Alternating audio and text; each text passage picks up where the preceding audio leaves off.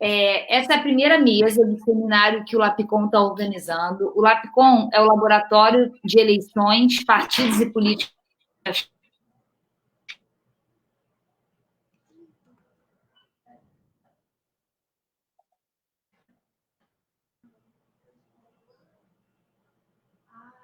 parte dele. Essa primeira mesa vai ser sobre as perspectivas da sistêmica. A segunda mesa, que vai ser na próxima quinta, no mesmo horário, vai ser uma reflexão sobre como essa crise sistêmica abre uma chance para a esquerda, qual a janela de oportunidade que a esquerda tem diante dessa crise sistêmica.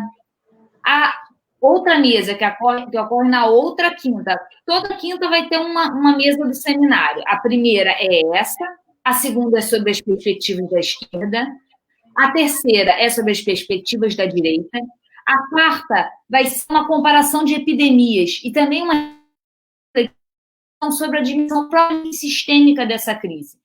Então, durante essa mesa, a gente vai pensar como esse cenário de crise sistêmica impacta questões como multilateralismo, bipolaridade, luta hegemônica entre China e Estados Unidos, tudo isso sob uma perspectiva de comparação com crises do passado, crises sistêmicas e epidemias do passado.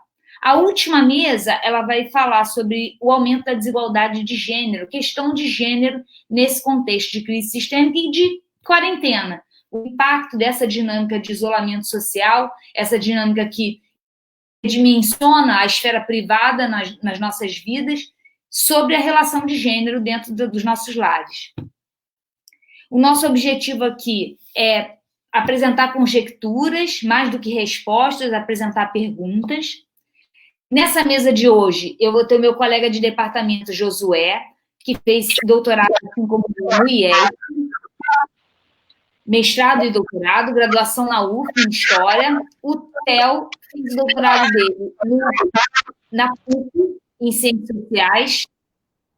E o resto eles mesmos se apresentam, gente. Obrigada por estar aqui assistindo com a gente. A Paula, ela é aluna do IES, aluna também lá no IES, e ela vai ficar aqui com a gente para ler as perguntas.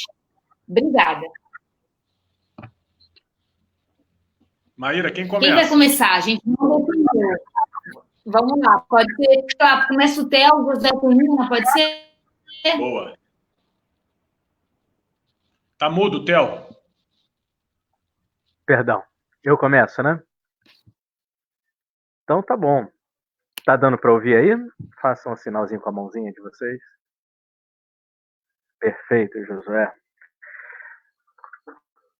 Fiquei pensando em como começar esse debate, essa conversa com a gente. O mais interessante, acho que todo mundo quer falar mais, é sobre a política, o dia a dia da política hoje, né? Como que a gente vai enfrentar todos esses problemas que cada dia surgem derivados do atual governo brasileiro. Mas eu queria deixar essa parte sobre a política brasileira mais para o fim da conversa. Eu queria dar uma ênfase maior numa outra dimensão. E aí eu pensei no seguinte: vale a pena pensar em como o debate sobre a democracia estava um pouco antes de começar a pandemia para entrar, propriamente dito, na nossa crise gerada pela pandemia, né? Bom, não precisa ir muito longe, início da década de 90, a transição do fim da década de 80 para o início da década de 90, queda do muro, né, fim da União Soviética, de certo modo configurou uma vitória daquilo que conhecemos como a democracia liberal. É bem conhecido o texto do Fukuyama, né, o fim da história. O fim da história é entendido como a vitória da democracia liberal, todos os países, todas as sociedades caminhando nessa direção. Ao mesmo tempo, é um momento de hegemonia, de vitória do consenso neoliberal. Se olharmos o maior foco na economia política. Neoliberalismo, que vem da década de 70, no Chile, 80, 90, nos Estados Unidos. Tira o microfone, porque está picotando o seu som. Está muito picotado. melhor? Ficou melhor. Só que fala bem alto. Então tá, vou tentar. Essa vitória, esse consenso neoliberal que vai ocupar espaço na década de 90, principalmente quando ganha o mundo inteiro, poderia se dizer assim. Essa estabilidade da democracia liberal não é muito longa, não é verdade? Se ela assume como a grande vencedora no início da década de 90, ela não dura muito mais do que 2 décadas, agora chegando à sua terceira década. Em verdade, aproximadamente no fim da primeira década, ali em 2008, com a grande crise econômica mundial de 2008, há um primeiro baque a esse consenso neoliberal e à própria democracia liberal. É mais ou menos esse o marco em que começam a emergir em todo o mundo governos, movimentos, que alguns chamam de extrema-direita, outros preferem o conceito de populismo de direita, mas que estão tratando as mesmas experiências políticas. Né? Então, a gente pode falar do próprio Donald Trump nos Estados Unidos, mas do Duterte nas Filipinas, no Orbán na Hungria, no Erdogan na Turquia e aqui no Brasil, nosso conhecido Jair Bolsonaro. Né? A democracia liberal, que havia sido vitoriosa, começa a entrar em crise. E, aliás, esse se torna o grande tema da teoria política. Esse se torna o grande tema da literatura, da ciência política, nesses últimos anos. Né? De um lado, aqueles autores que estão vendendo livros adoidados, que defendem que a democracia liberal precisa ser salva. Né? Estou falando do Levi Sky, do Yasha Monk, do Timothy Snyder, né? Aqueles autores que, de algum modo, defendem que a democracia liberal precisa ser salva desse avanço do populismo de direita, na opinião deles, na visão deles. E, de outro lado, aquela parcela da literatura, aquela parcela da teoria política, que acredita que não, que a democracia liberal não tem que ser salva, que a democracia liberal precisa ser superada. Aqui, autores como a Chantal Mouffe, a Nancy Fraser, aliás, parentes, essas duas minhas preferidas na teoria política, mas também Manuel Castells, mas também o Boaventura de Souza Santos. Então, se estabelecem, de algum modo, 2 grandes polos em combate na teoria política contemporânea nesse início do século XXI. Aqueles que defendem a superação da democracia liberal e aqueles que defendem a sua salvação, o retorno ao modo como ela era hegemônica até a grande crise econômica mundial de 2008. Notem, esses campos não se apresentam desse modo, tá certo? Eu que estou encaixando, categorizando desse modo, 2 grandes campos em disputa, tá certo? O que apimenta esse debate é que, com a pandemia, novas interpretações e novas críticas à democracia liberal emergem. Né? Há muita dúvida, principalmente, mas é justamente em contextos de dúvida que emergem as grandes interpretações, não seria isso? Em grandes momentos de crise. Claro que aqui há um debate que poderia ser feito entre os filósofos, né?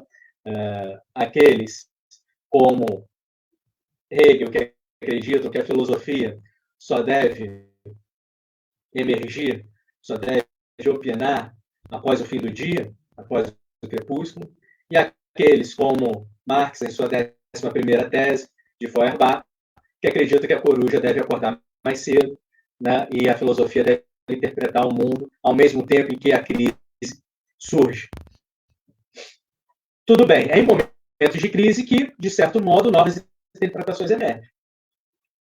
Vou comentar algumas rapidamente, tá? E algumas, inclusive, que eu discordo firmemente, com rigor. Por exemplo, Agamben, não sei se vocês conhecem o filósofo italiano Giorgio Agamben, tem defendido a tese de que a pandemia, na verdade, é uma invenção para alimentar o estado de sítio. No momento em que o terrorismo já não serve como instrumento para isso, a pandemia poderia ser um novo instrumento para alimentar o estado de sítio.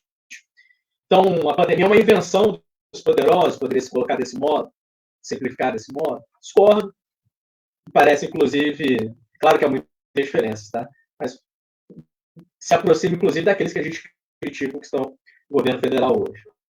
Um outro tipo de interpretação, melhor do que a do Agamben, mas também diria ainda superficial, é a do Bruno Latour. Desculpa, eu não diria superficial, não. Diria que discordo por ser uma interpretação muito adepta de um otimismo da vontade. Bruno Latour, filósofo francês, que tem defendido que sairemos dessa pandemia construindo um novo mundo, e esse novo mundo será um mundo em que não haverá o produtivismo exacerbado que conhecemos hoje, o consumismo exacerbado, e que, na verdade, conseguiremos constituir uma nova sociedade mais solidária, uma nova sociedade sustentável. Esse é um grande tema do Bruno Latour. Alguém poderia dizer uma interpretação cor-de-rosa, uma interpretação muito otimista, poderia se dizer desse modo.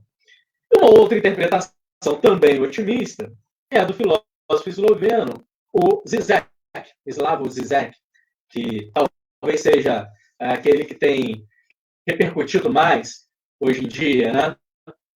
Os últimos textos do Zizek têm circulado muito nas redes, principalmente. O Zizek, que é um filósofo que o Goran Terban, um sociólogo sueco, define como um neomarxista, o Zizek tem defendido a tese de que, junto com o vírus, junto com a pandemia, vem um outro vírus, o vírus da transformação social, um vírus capaz de construir um novo mundo em direção ao novo comunismo, baseado na defesa do homem e baseado na defesa da ciência.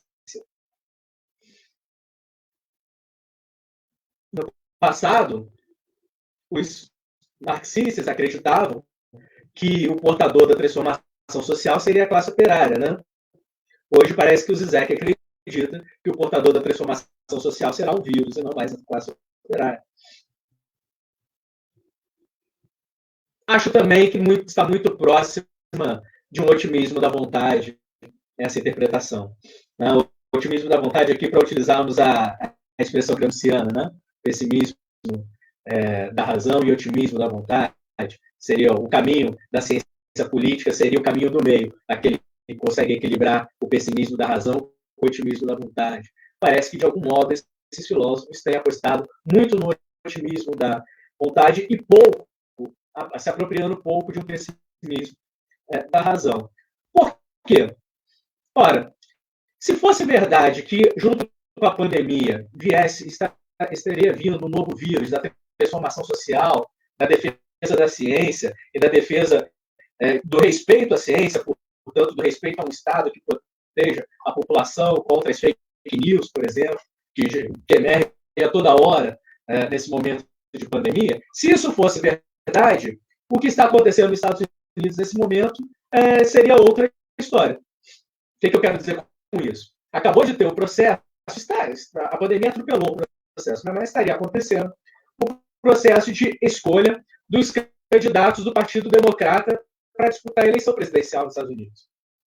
Bernie Sanders, o candidato da oposição, não só a oposição a Trump, mas a oposição ao próprio establishment do Partido Democrata, é o grande ator político nos Estados Unidos, defensor de um projeto de saúde pública para todos, não é isso? Um projeto, claramente, ele apresenta assim, de um socialismo democrático. O que aconteceu foi que, nem mesmo dentro do seu partido, Bernie Sanders conseguiu organizar uma maioria capaz de vencer a disputa para ser o candidato presidencial do Partido Democrata. Ora, se fosse verdade que a tese do Zizek, o espírito do tempo, né, o Zeitgeist, seria o de que Sanders ia atropelar o Joe Biden na disputa do Partido Democrata e seria certamente o candidato democrata contra Trump. Não foi isso o que aconteceu. É claro que isso não significa dizer que não haja mudanças importantes acontecendo. Não, há mudanças certamente que a pandemia tem trazido. E aí a gente pode trazer o olhar aqui para o Brasil. Olha o que está acontecendo no campo da sociedade civil hoje brasileira. Vamos olhar para São Paulo, mais precisamente, para Paraisópolis. Eu não sei se todos acompanharam a notícia do que está acontecendo em Paraisópolis. Paraisópolis é uma favela, uma cidade muito pobre da cidade de São Paulo. Para combater a pandemia, na medida em que havia o temor de que o Estado não seria o suficiente para protegê-los, a própria população daquela comunidade resolveu se organizar. Hoje há em Paraisópolis, em cada rua da comunidade, um presidente de rua.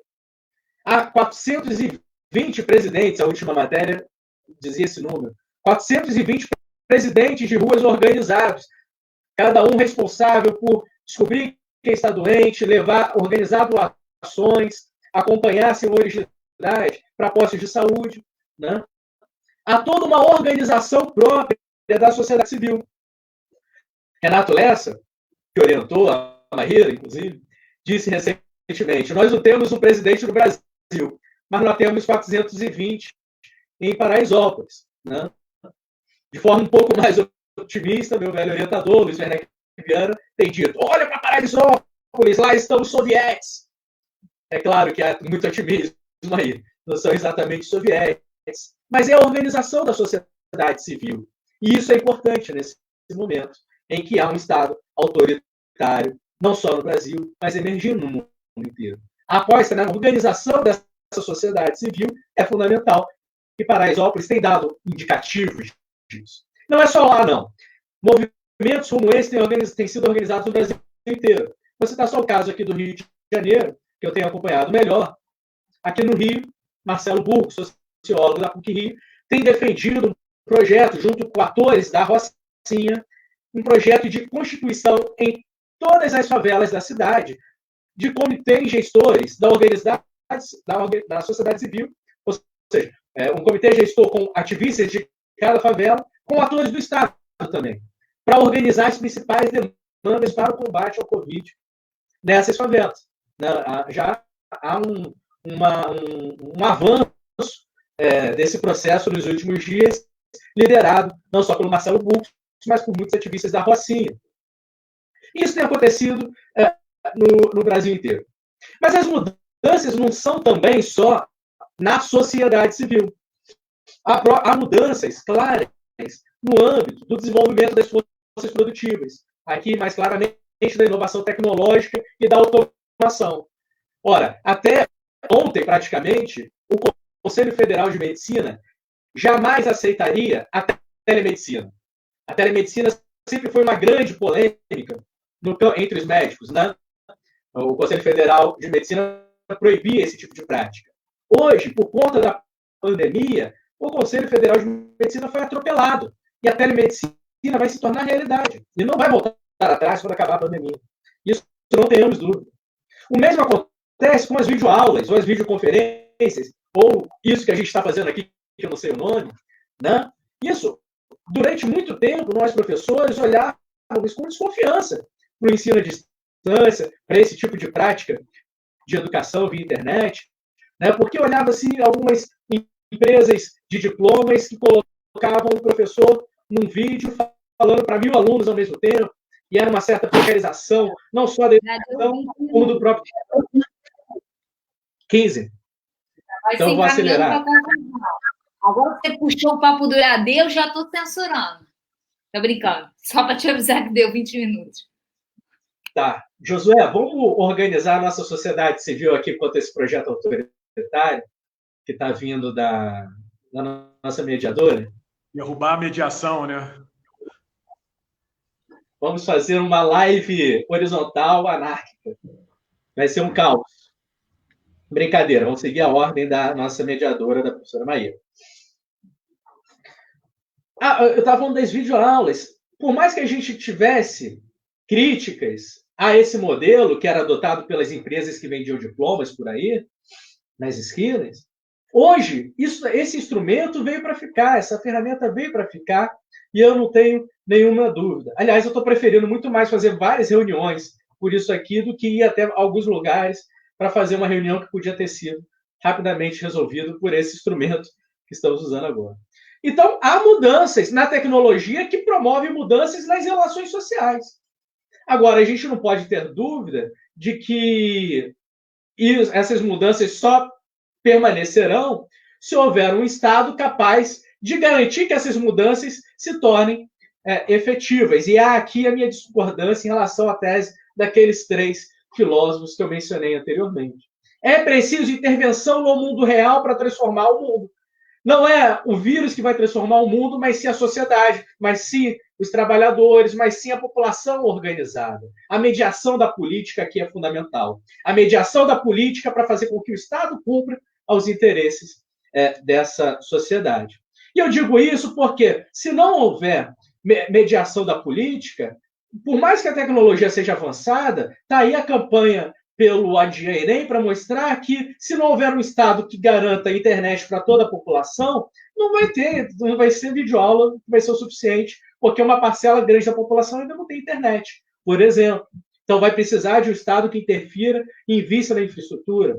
Vai precisar de um Estado que regule os meios de comunicação e a internet, porque também, se a gente tudo vai ser pela internet, é preciso mais segurança online. É preciso avançar, por exemplo, no projeto de lei da proteção de dados, um Estado regulador forte. É preciso ter um Estado capaz de promover, por exemplo, o fomento à indústria. A gente viu que a gente precisa importar máscara, precisa importar aparelhos para as UTIs. Por que não poderia haver todo um complexo industrial fomentado pela FINEP, por exemplo, capaz de ter uma ampla indústria de saúde no Brasil? É preciso um Estado forte, garantidor de políticas sociais, porque a gente sabe que o isolamento seria impossível se não houvesse ajuda da renda mensal, que hoje é de R$600,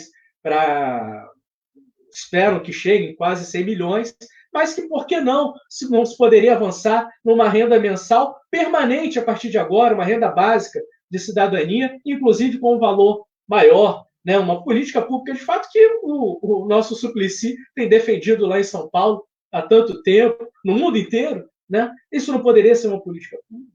Agora, a gente sabe, já para caminhar para o final, Maíra, que nada disso acontecerá se for mantido esse governo que aí está. Se Bolsonaro permanecer no governo, se Paulo Guedes permanecer no Ministério da Economia, porque se depender desse atual governo, se depender da atual política econômica, assim que acabar a pandemia, o giro neoliberal vai acontecer.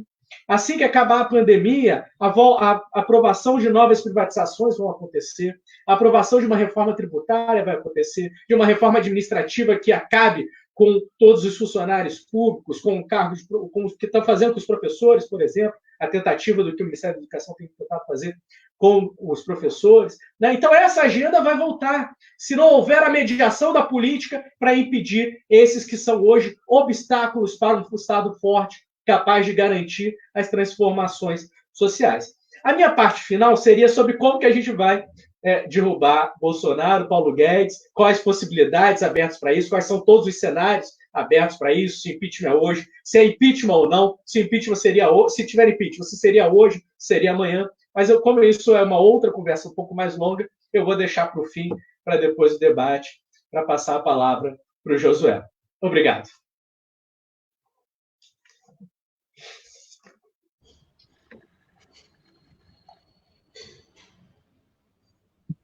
Obrigada, Theo. Vou passar a palavra para o Josué. Eu espero que o seu som esteja melhor, mas a gente está pensando aqui era estratégia retórica do Theo. Ele botou para picotar, conforme ele foi se alorando na argumentação, começou a ficar excelente o som dele. Então, a gente está achando que é uma estratégia retórica dele, mas a gente está com a expectativa também que o seu fique bom desde o início. Vai lá, Josué. Obrigado, Maíra. Salve, Theo.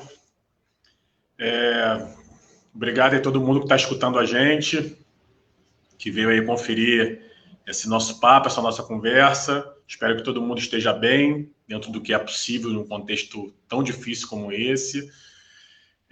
Mas a gente acha também que esse tipo de iniciativa que a universidade pública vem fazendo contribui para que as pessoas fiquem um pouco melhor, né? A universidade pública brasileira, os institutos de pesquisa, a ciência como um todo está muito mobilizada para defender a sociedade tanto do coronavírus quanto do Bolsonaro vírus, né? E se a gente das humanidades não tem condição de produzir respiradores, de criar um leito novo de UTI, a gente tem condição de contribuir com a reflexão crítica sobre o mundo, com uma ampliação do nosso entendimento sobre essa situação tão complexa que a gente vive, contribuir também com os processos de auto-organização que o Theo foi tão feliz em trazer e botar isso no centro da fala dele. Então, a gente também está dando a nossa contribuição, e esse tipo de debate aqui é uma pequenininha contribuição, modesta, que a gente pretende fazer mais enquanto a gente tiver energia e tiver pessoas escutando a gente. Então, agradecer de novo todo mundo que está aí ouvindo. Bom, eu sou Josué Medeiros, sou professor lá da UFRJ, do Departamento de Ciência Política.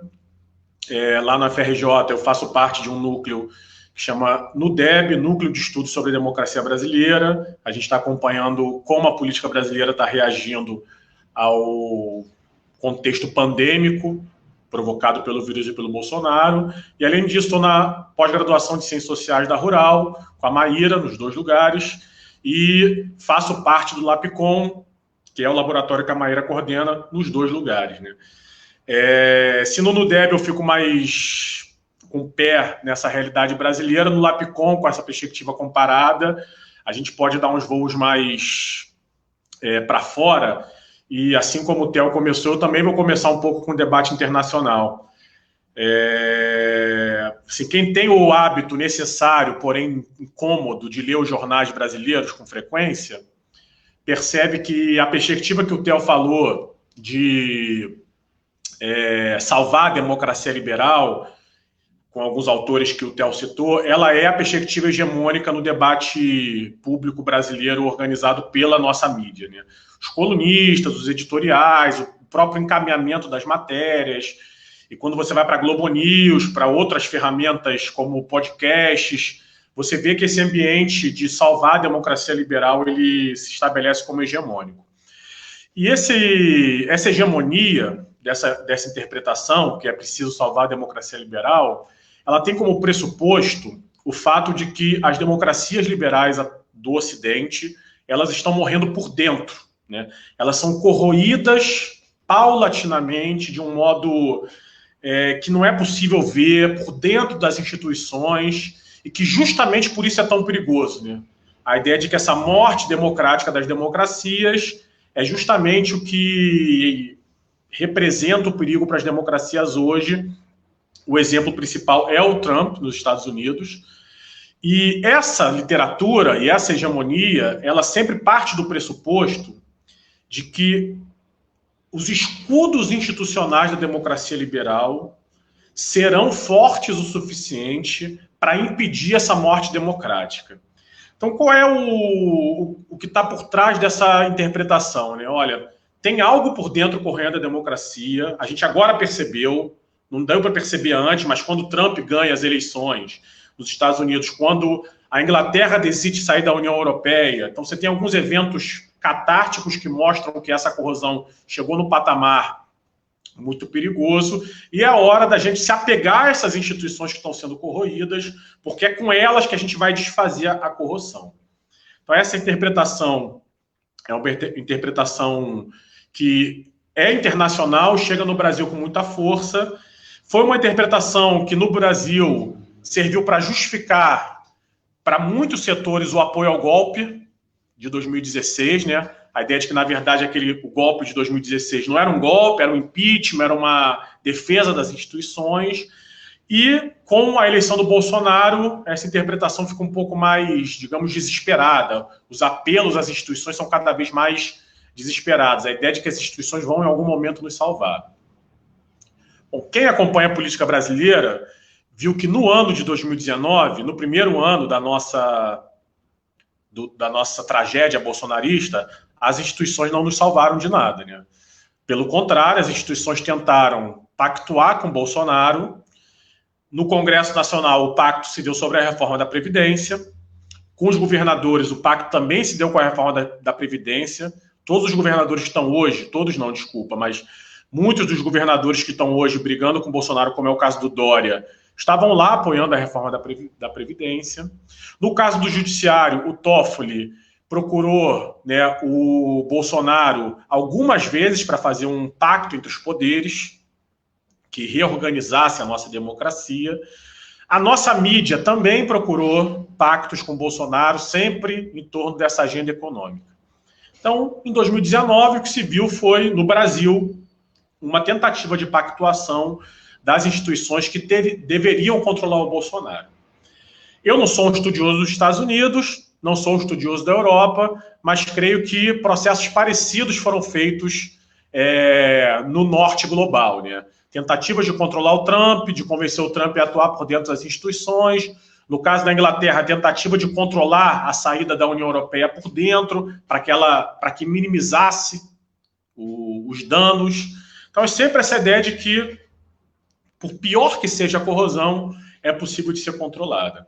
Por que eu estou fazendo esse histórico, gente? Porque o que a pandemia mostra, eu acho que isso é interessante, dentro desse contexto doloroso e tudo isso que a gente está causando, é que, primeiro, ponto 1, a corrosão da democracia, pelo menos nos países de capitalismo periférico, ela não vem de dentro das instituições, ela vem de fora, do altíssimo nível de desigualdade e violência que marcam as nossas sociedades.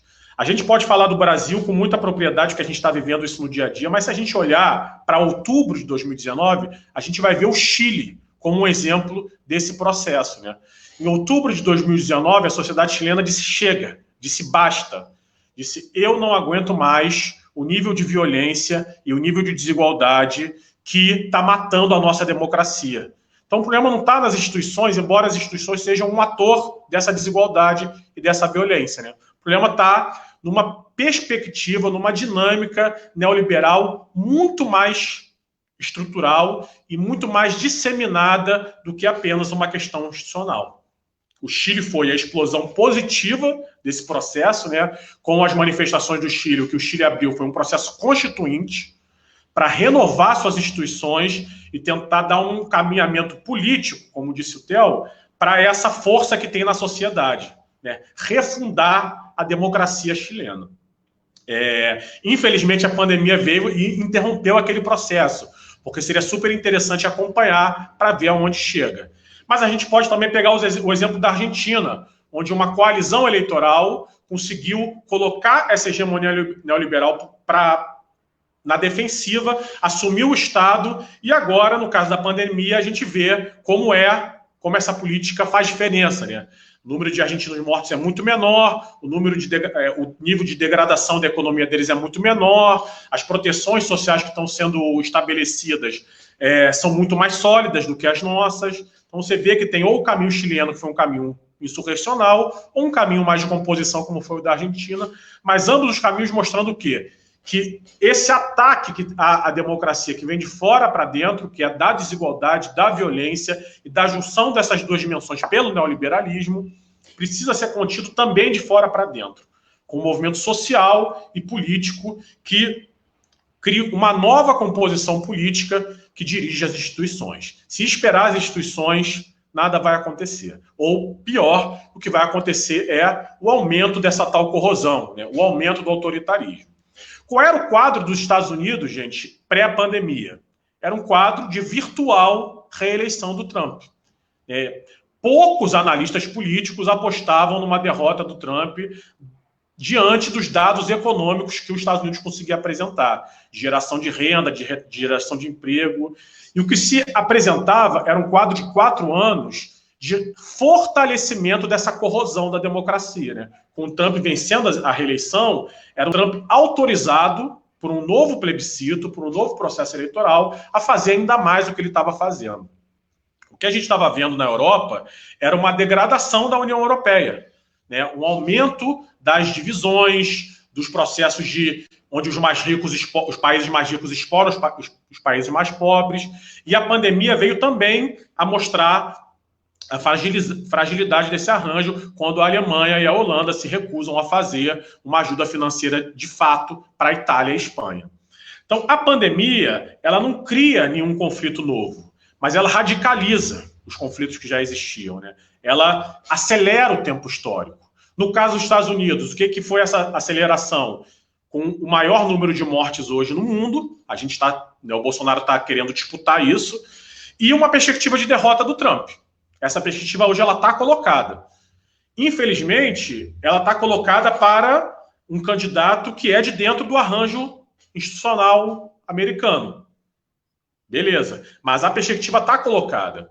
Na União Europeia, vai ser inevitável, gente, que os países do sul da União Europeia, Espanha, Itália, Portugal, discutam o que fazer diante de um arranjo que sistematicamente se recusa a mudar a sua composição para ajudar quem mais precisa.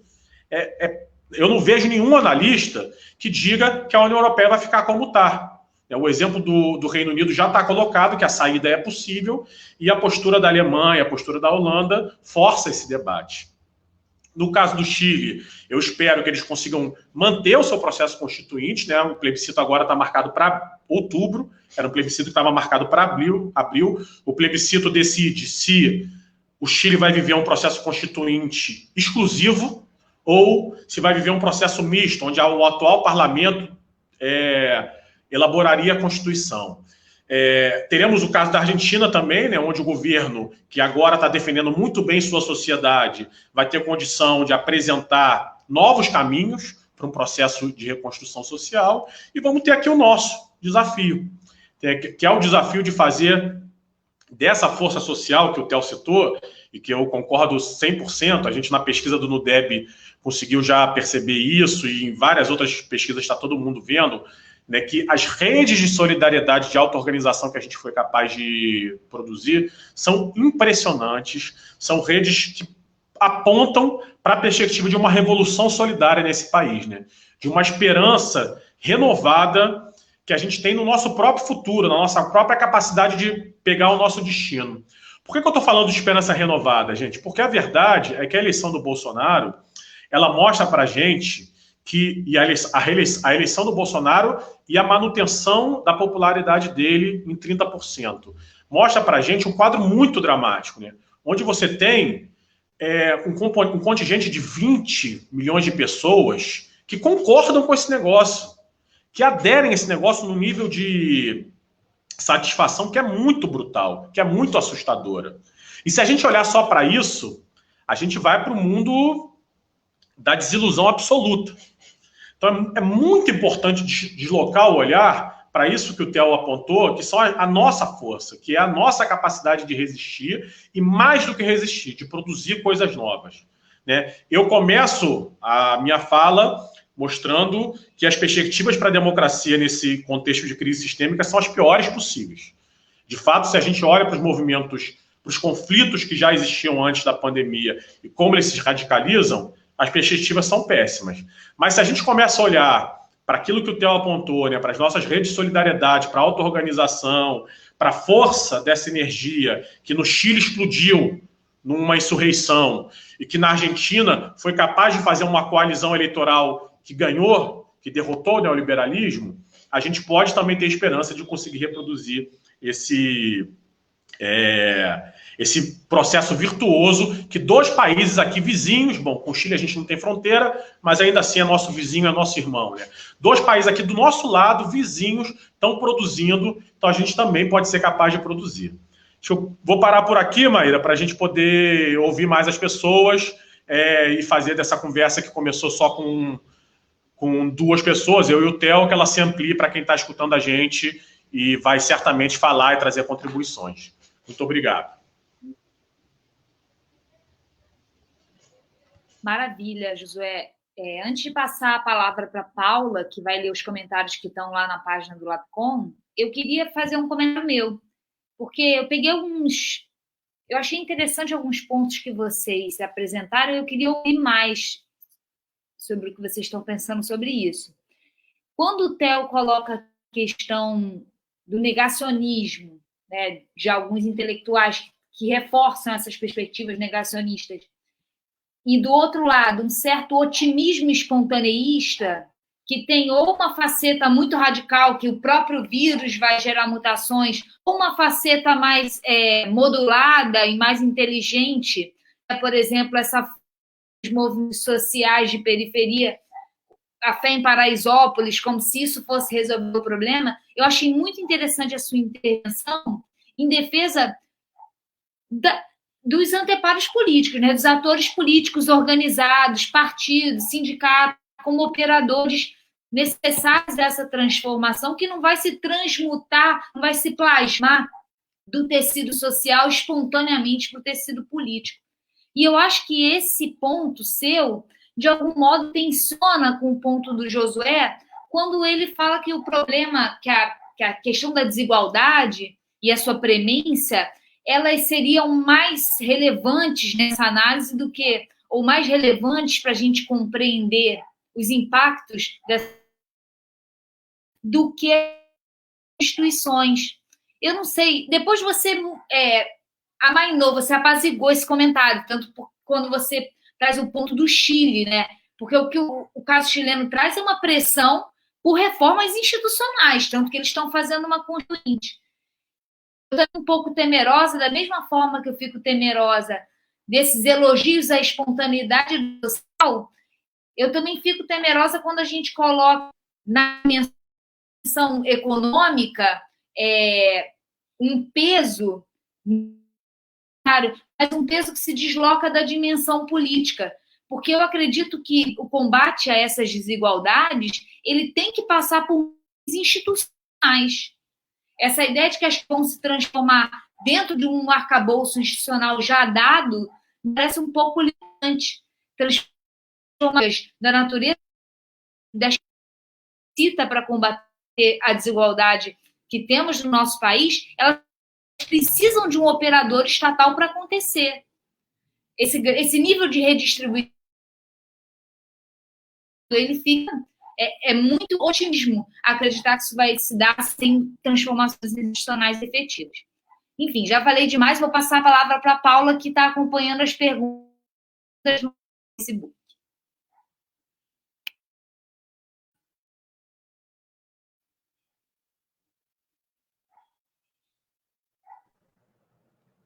A minha internet caiu, gente, me desculpa.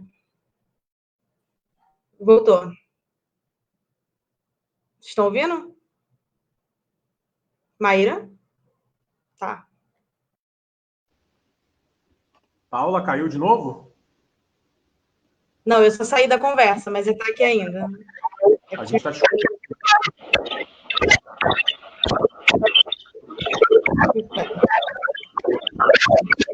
É que a Maíra estava falando, na hora que caiu. Não, já passou a palavra para você. Pergunta, tá, já. Caiu na hora que faz essa parte, tudo bem. Oi, gente, boa noite. Eu gostaria de aproveitar o gancho do Josué e falar um pouco sobre o nosso outro projeto que está inserido no APCOM, que é o OTEL, que é o Observatório de Trajetórias e Estudos Legislativos, que a Maíra é a coordenadora acadêmica, e eu sou a coordenadora junto com o Luan Guedes. E sigam a nossa página no Instagram, e a gente publica semanalmente na página do APCOM alguns textos. Bem, eu vou começar então com e eu não sei exatamente o que a Maíra falou, eu posso começar com perguntas, porque na hora que você passou para mim. Eu não li nenhuma pergunta, eu só fiz uma pergunta minha, que não era nem uma pergunta, só fiz um comentário. Ah, tá, tudo bem. Eu vou começar.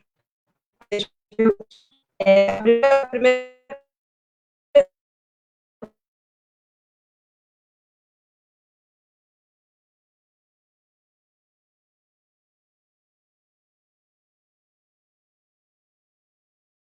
enfim, questionamento ao que o Theo falou.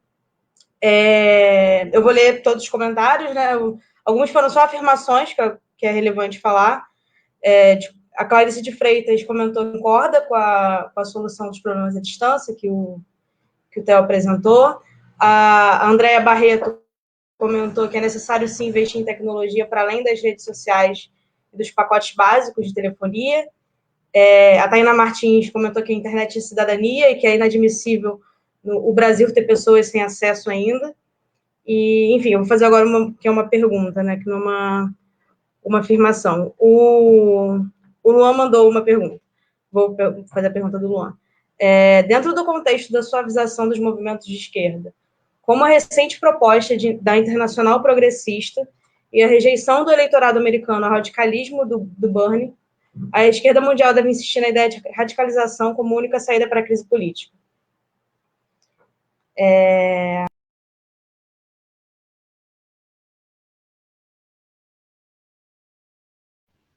Acho que ela caiu de novo.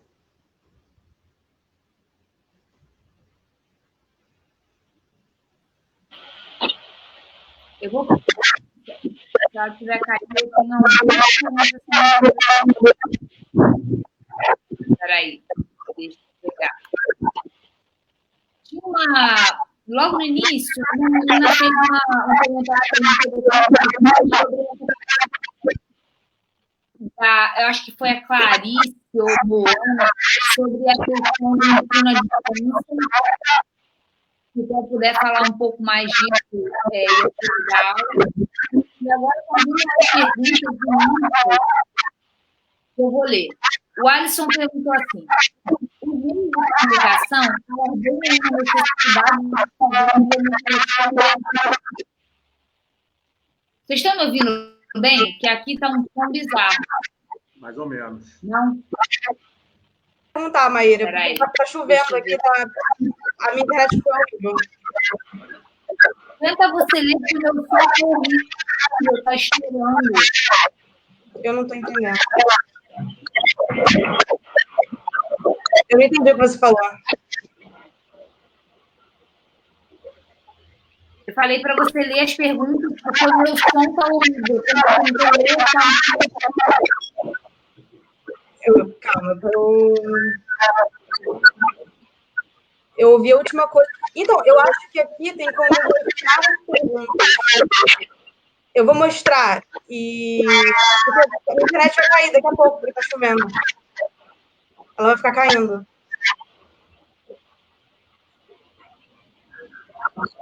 Qual foi a última pergunta que vocês ouviram? Lê tudo de novo, querida. Lê as perguntas. Lê conseguir. Algumas aqui no chat também. Lá no chat.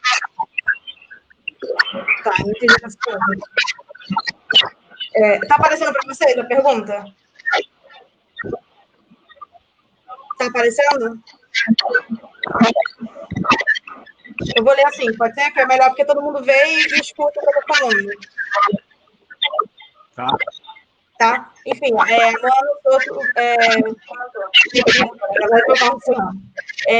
crise da democracia neoliberal não é resultado do sucesso do projeto neoliberal, que procura exatamente criar um choque de desigualdade e desemprego estrutural para destruir com as organizações da democracia popular e que, no caminho, acabam por destruir com a democracia burguesa? Não é a continuidade natural desse processo de destruição social, sua radicalização nos marcos de uma crise sistêmica? Isso é a pergunta do Carlos Serrano.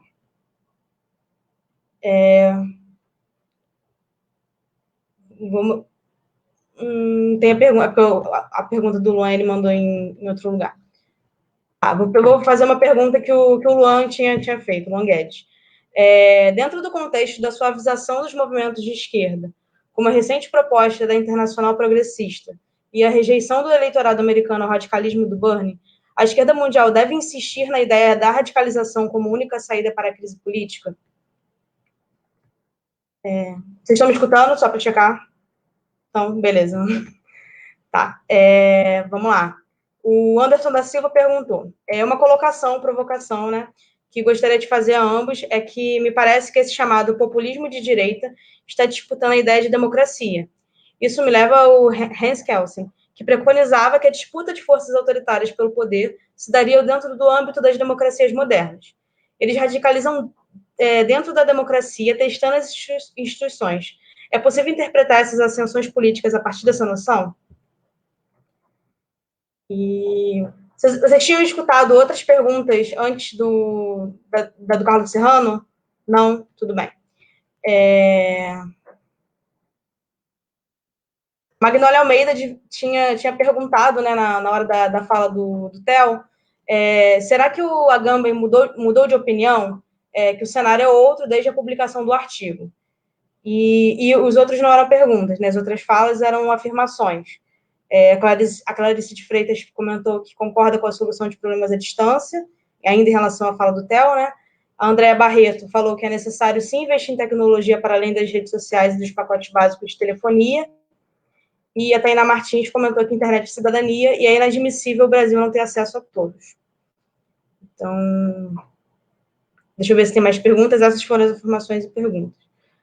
Eu estou mandando algumas perguntas aqui no nosso chat, aqui dentro do StreamYard. Tá. Tem o Alisson Lemos também fez uma pergunta que eu vou ler aqui. Eu vou mostrar, porque caso minha internet caia, tem aqui para todo mundo. Os meios de comunicação alardeiam uma necessidade de salvar a democracia liberal para propor o que há muito tempo era o seu projeto, liberalismo político e econômico, agora apresentados como áreas moderados, apesar de, na essência, não serem. Como os tais movimentos espontâneos são uma alternativa a isso? E em que medida dialogam com as representações populares presentes nas instituições? Eu acho que tá bom de pergunta, depois a gente faz mais um bloco. O que vocês acham? Tudo bem. Tá bom? Vou parar aqui e depois continuo. Vai armazenando as outras. Tá. E coloca nesses textinhos que fica ótimo que a gente lê.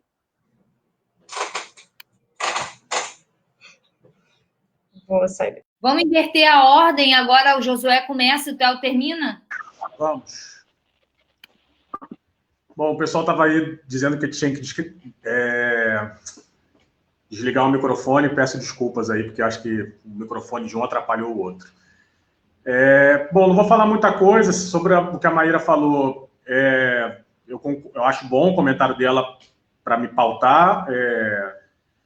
O que eu estava tentando mostrar é o Chile e a Argentina como dois processos, duas dinâmicas que interpelam as instituições de fora para dentro, né? O meu ponto queria muito me diferenciar dessa interpretação liberal de que a democracia está sendo corroída por dentro, logo ela vai ser salva pelas próprias instituições. Não. Ela está sendo corroída por fora, por um projeto neoliberal, por uma dinâmica socioeconômica que destrói a política. E aí quem fala sobre isso é o Andy Ball, a minha referência, que está falando de uma política antidemocrática. Isso é interessante, né?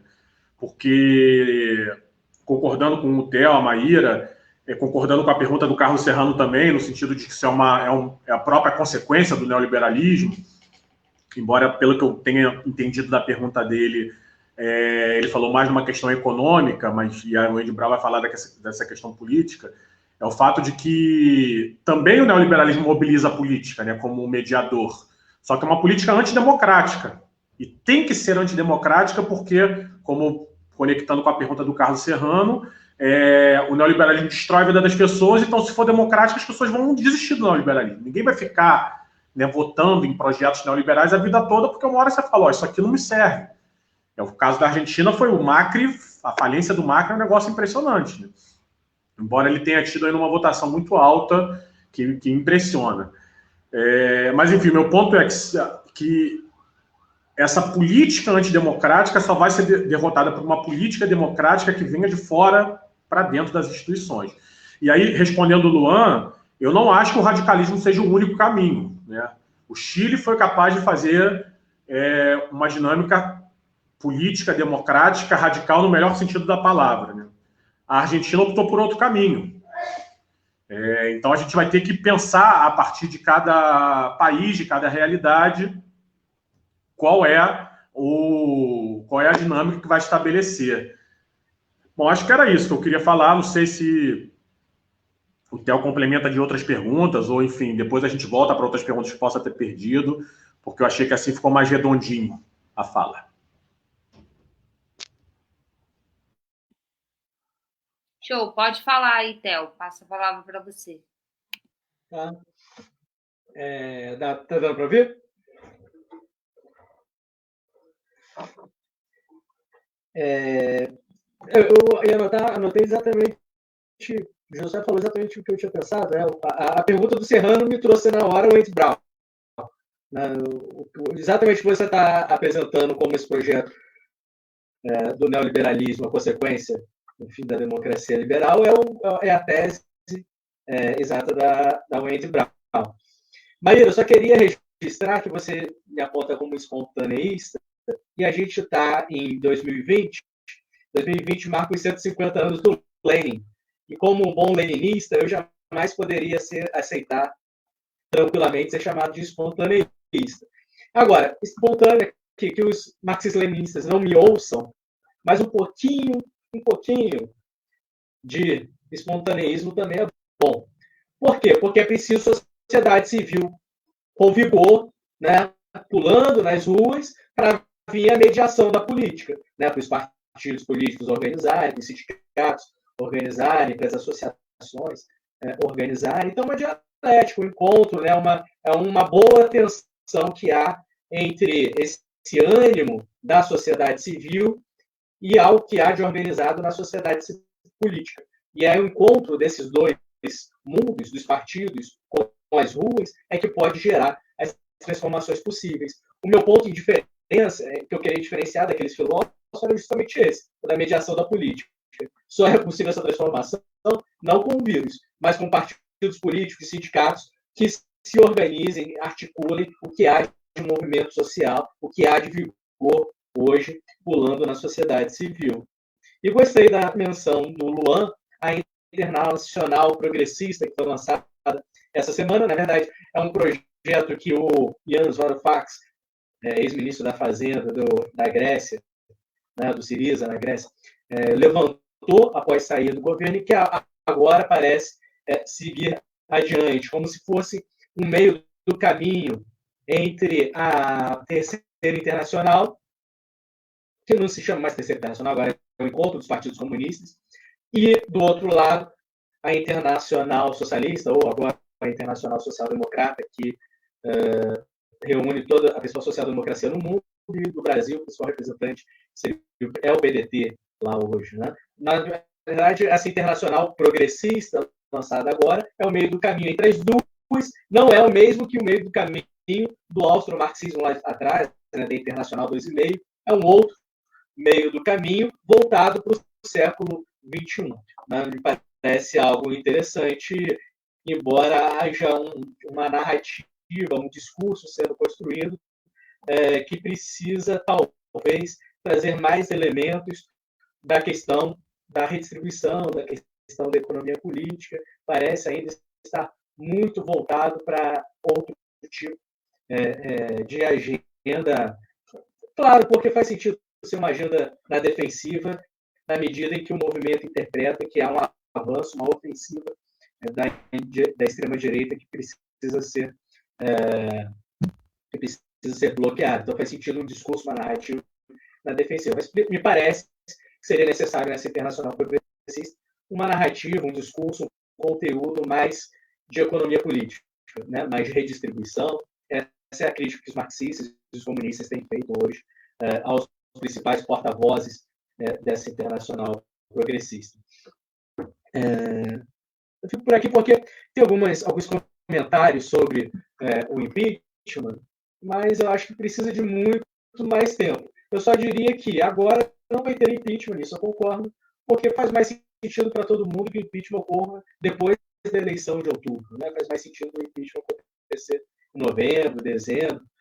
Para a esquerda, porque paralisa todo o primeiro semestre do ano que vem e impede a concretização das agendas do neoliberalismo impostas pelo Paulo Guedes. Né? Se o impeachment for agora, o ano já está paralisado mesmo, então, na verdade, vai perder tempo. A esquerda perderia abrindo o impeachment agora. Acho que todos os partidos de esquerda concordam com isso. Melhor seria novembro e dezembro. E para a direita, porque o Centrão não interessa arrumar essa confusão antes da eleição municipal agora de outubro. Certamente só vão embarcar nessa em novembro e dezembro, e mesmo assim só vão embarcar se Bolsonaro for incompetente de organizar sua base.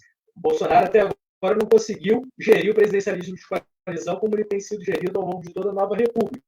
Em geral, eles culminam em impeachment, mas parece que agora ele tem aprendido, e todas as informações que temos é de que o Centrão, ele começou a dialogar com o Centrão, e o principal líder desse projeto, inclusive, dessa articulação, é o Roberto Jefferson, né, o eterno presidente do PTB. Então, me parece que o problema do impeachment é outro, mereceria mais tempo para o debate. Eu vou passar agora, a não sei que surge alguma pergunta, Maíra vai dizer se vai ter outra rodada ou não. Passo para você, Maíra. Gente, eu acho que eu vou exercer o meu papel de castradora, de repressora da livre expressão de vocês. O meu encaminhamento é, já temos 1 hora de live, a gente fechar por aqui e deixar para a gente continuar debatendo nas próximas mesas. A próxima mesa vai ser semana que vem, nesse mesmo horário, e a gente vai falar exatamente disso, as perspectivas políticas que essa crise sistêmica abre. No caso, na próxima mesa, que vai ser... quem vai falar vai ser o Serrano e o Bruno Bernardes, eles vão falar sobre a perspectiva das esquerdas, mas a gente vai estar aqui na live e vamos perguntar sobre as direitas, sobre tudo que a gente quer saber. Eu queria agradecer muito vocês por terem aceitado o meu convite e vindo aqui falar, mas também agradecer o pessoal que está aqui assistindo, mesmo com esses problemas de conexão, esse inferno da virtualidade. E isso tudo a gente tem que levar em conta quando a gente fica muito feliz com essas plataformas digitais, com tudo à distância.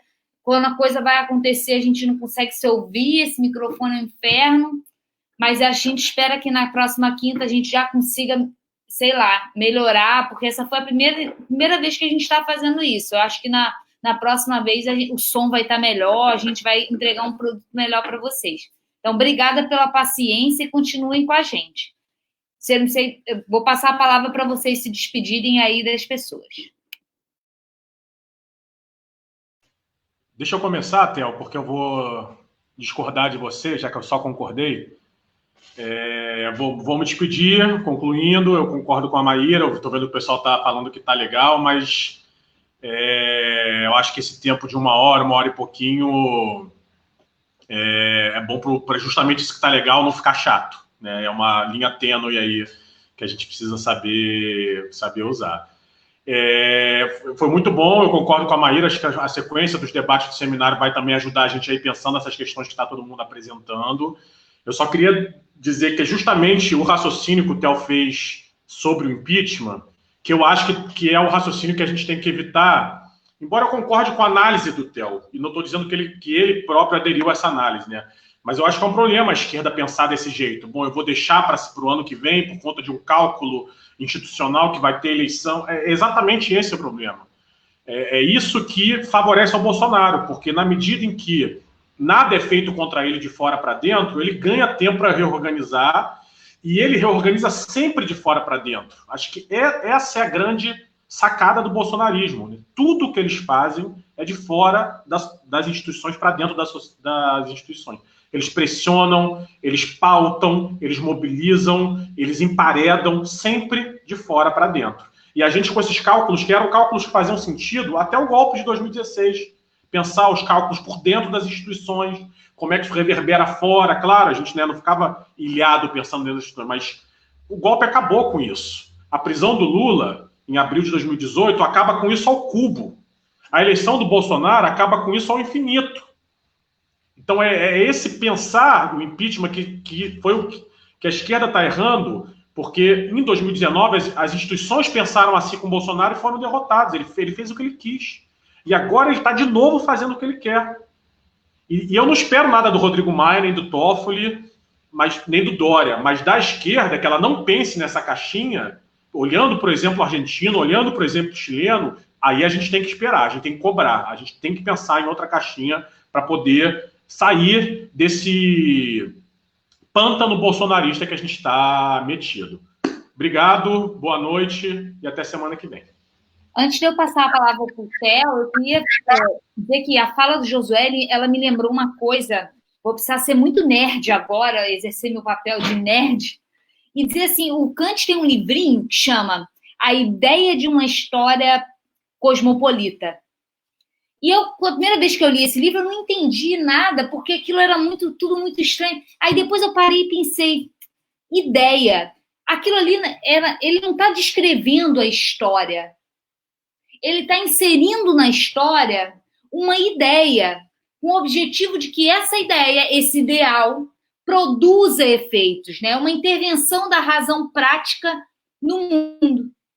Então, ao mesmo tempo, eu concordo com o Theo no plano do entendimento, da descrição do real. O impeachment, de fato, não tem forças políticas por trás para levar ele a cabo. Eu concordo. Mas eu concordo, sobretudo, com o Josué quando ele diz que o impeachment é uma ideia, é um ideal regulador que pode pautar a ação.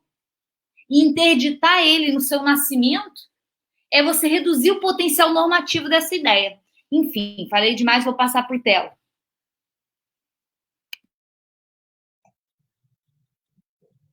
Concordo com tudo isso. Eu estava exercendo apenas o lado maquiaveliano, lá da verdade efetiva das coisas, né? É o capítulo 15 do Maquiavel, eu acho.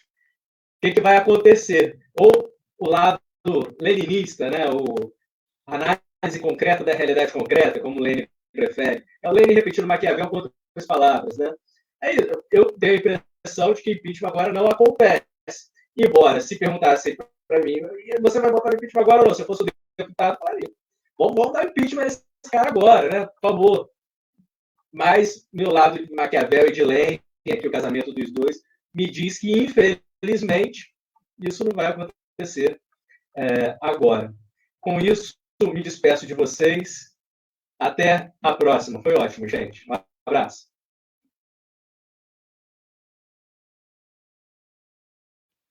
Gente, muito obrigada. Eu vou encerrar aqui, lembrando a vocês que quinta-feira que vem a gente se encontra de novo.